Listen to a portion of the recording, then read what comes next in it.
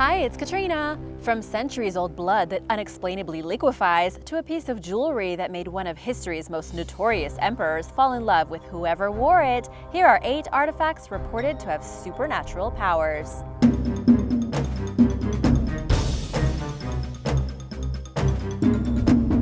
Number 8. Buddha's tooth. Siddhārtha Buddha reached Maha-pari-nirvana and left this earth, or more simplistically died, around 483 at the age of 80. It was believed that he passed away from food poisoning and was cremated in northeast India on a pyre of sandalwood. Before the process was complete, Buddha's disciples began arguing over who would keep portions of his ashes and bones. Amidst the squabble, one of his favorite disciples, a woman named Kema, grabbed a single upper canine tooth from the flames. Following the cremation, that single tooth became known as Buddha's only remaining intact body part.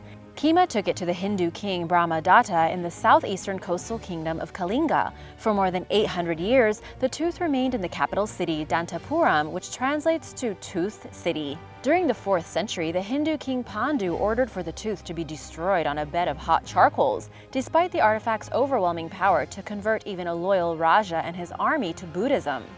The tooth survived the ordeal, however, and King Pandu eventually caved to its persuasive powers and accepted the teachings of Buddhism. Legend has it that anyone who possesses the tooth has the divine right to rule. Naturally, therefore, the tooth was fought over many more times throughout history. In 1268, it was smuggled into the Sri Lankan city of Kandy. Then, in 1560, the tooth was stolen along with other valuables by Portuguese Christian colonizers. It was ordered to be destroyed by a Catholic archbishop and once again survived, this time by magically reappearing in Kandy, where it remains to this day, minus being briefly smuggled during an invasion by British forces. The tooth permanently resides within the Dalada Maligawa, or Temple of the Tooth. Number 7. The Foundation Stone. The foundation stone forms the foundation for Temple Mount, also known as the Noble Sanctuary, a place in Jerusalem that is considered highly sacred by the religions of Islam, Judaism, and Christianity. At first glance, the foundation stone is nothing more than a slab of limestone. However, for centuries, this seemingly inconsequential stone slab has been the site of much warfare, controversy, and debate. The foundation stone is where Muhammad ascended and where all the world's fresh water originated according to Islam tradition. There's a well beneath the stone that's rumored to be bottomless, and legend holds that all souls go there to be judged. According to Jewish tradition, creation began at the foundation stone. It was also the site of the 10 Commandments and the Ark of the Covenant, and where all living creatures could be touched by God's power. Jacob slept at the foundation stone, and it's here that he dreamt of a ladder that connected all living things. Number 6. Charlemagne's magic love ring. During his reign, it is said Charlemagne fell so deeply in love with a German princess that he forgot to take care of himself and affairs of state. It was as if the typically bloodthirsty and well-groomed emperor had become bewitched by a supernatural force. Legend goes that a snake had gifted the king a diamond, and he had it made into a ring for his princess. She became ill, and not wanting Charlemagne to fall in love with another, she slipped the ring from her finger and put it under her tongue. After her death, Charlemagne refused to bury her body and continued worshipping her. While he was away one day, Archbishop Turpin entered Charlemagne's bedroom and removed the precious ring from beneath the corpse's tongue. When Charlemagne returned, he expressed disgust at the remains in his bed, which he didn't seem to recognize, and ordered for the body to be buried. Oddly, he began showing an affinity for the Archbishop Turpin, who still had the ring in his possession. The Archbishop began to feel that something wasn't right about the piece of jewelry. Charlemagne wouldn't leave him alone, and they had to do everything together. Knowing something wasn't right about the ring, the Archbishop threw it into a lake. Next, according to legend, Charlemagne fell head over heels for the lake that the ring had been thrown into. In what would later become the city of Aix-la-Chapelle and his final resting place, he ordered a magnificent palace to be built on the banks of the lake. Despite all this, Charlemagne united much of Europe under his rule and spent the majority of his time in battle, earning his ruthless reputation. Number 5. The blood of Saint Januarius. Saint Januarius was a bishop of Beneventum in Italy who died a martyr around the year 305 AD. To this day, a preserved relic of his dried blood is kept in a sealed glass ampoule in the Cathedral of Naples, where he is the patron saint. On 3 separate annual occasions, the blood liquefies on its own while thousands of spectators gather at the cathedral to witness the miracle firsthand. This typically occurs on September 19th, December 16th, and the Saturday before the first Sunday in May. The blood has failed to liquefy on some occasions, and this is perceived as a sign of impending catastrophe. These occasions include a famine in 1559, a cholera outbreak in 1833, the beginning of World War II, and the occupation of Italy by Nazi Germany. In 1973, the failure of the blood to liquefy was associated with a subsequent cholera epidemic that swept through Naples later in the year.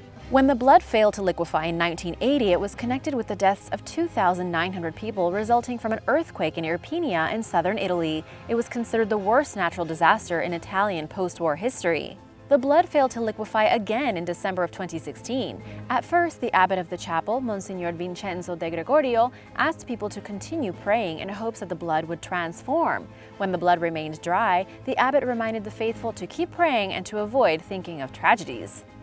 In a strange turn of events, in September 2018, Cardinal Crescencio Sepe, the Archbishop of Naples, fell ill as the blood was liquefying. He felt faint and had to sit down. On the bright side, at least the blood liquefied. It is said to spontaneously liquefy at certain other times, such as during papal visits. Number 4. The fairy flag of Dunvegan. The most precious treasure of the Clan MacLeod of Scotland is its fairy flag. By all appearances, the tattered, faded brown silk flag, which is on display in the drawing room at Dunvegan Castle on the Isle of Skye, doesn't seem like much. Its history, however, proves otherwise. And remember, looks are often deceiving, especially when it comes to historical artifacts. King Harald Hardrada of Norway set out to conquer England in 1066 with a magic flag called the Land Ravager, which guaranteed victory to its possessor. However, the king was killed and the flag vanished at the Battle of Stamford Bridge. The MacLeods of Dunvegan, who can trace their ancestry to King Harold, came to possess their fairy flag by secretive means. Legend goes that the clan chief and a fairy princess had a child, who was taken to be raised by the humans.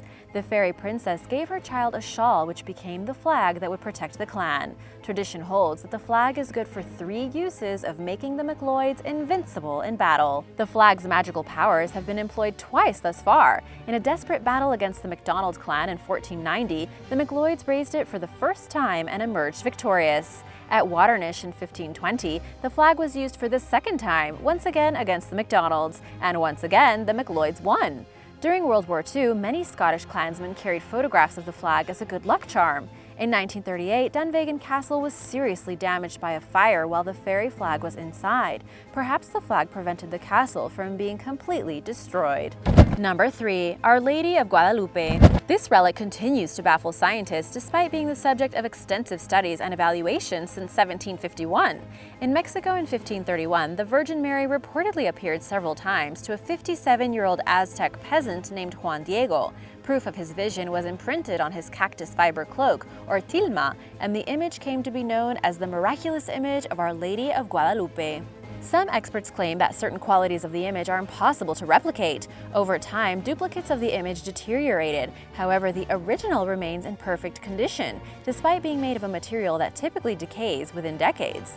The image has survived a few incidents that should have destroyed it, contributing to the widespread view among devout Catholics that it is virtually indestructible. For example, in 1921, an explosion inside the Basilica at Guadalupe destroyed practically everything except the tilma. The image remains on display at the Basilica in Mexico City for all to see. Number 2. The Lia Fail Stone. Ancient Irish kings were crowned at the Lia Fail, also known as the Coronation Stone, which is located on the Hill of Tara in County Meath, Ireland. According to Irish folklore, whenever a king of true Irish or Scottish descent stood or sat on the stone, it shouted joyfully. Legend also holds that the stone possesses the ability to rejuvenate the king and provide him with a long reign.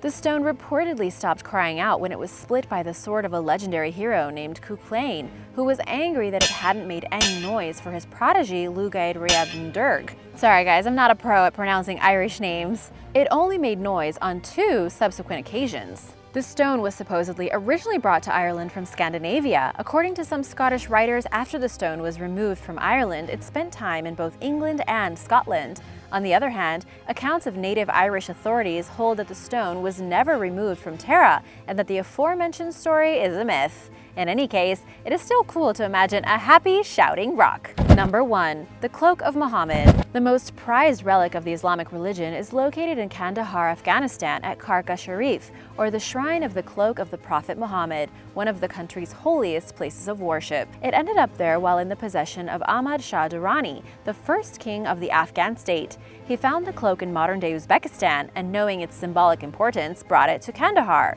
To convince the cloak's keepers to let him take it, Ahmad Shah asked if he could borrow the item. Thinking he might steal it, they were hesitant at first. Ahmad Shah pointed to a stone in the ground and said he would not take the cloak very far from it. In keeping his promise, he also had the stone taken from the ground and transported with the cloak.